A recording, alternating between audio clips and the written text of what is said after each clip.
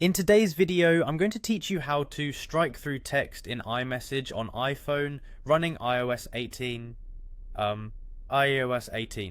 We all know that iMessage is an incredible app for chatting with friends and family, but sometimes you want to emphasize your message in a particular way. Unfortunately, even with the latest iOS 18, iMessage still doesn't support native text formatting like strike-through, bold, or italic within chat bubbles.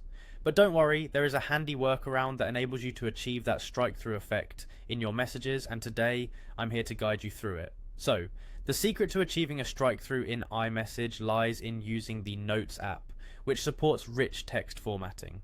Here's how you can do it. First, go ahead and open the Notes app on your iPhone. It's a tool that's often underestimated, but is fully capable of helping us out with this task. Once you have the Notes app open, you'll want to start by typing your message out. Now this is the part where we apply the strike-through effect. Using the toolbar above your keyboard, you can select the strike-through option to format your text accordingly.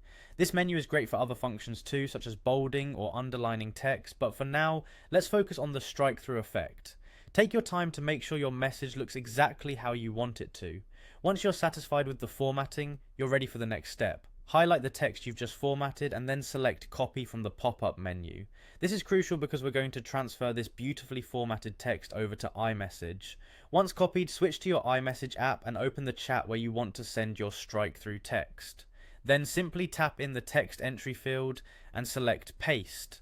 And just like that, your strike-through message should now appear in iMessage, ready to be sent. However, it's important to note that some formatting might be lost depending on the iOS version you and the recipient are using, as well as the recipient's device.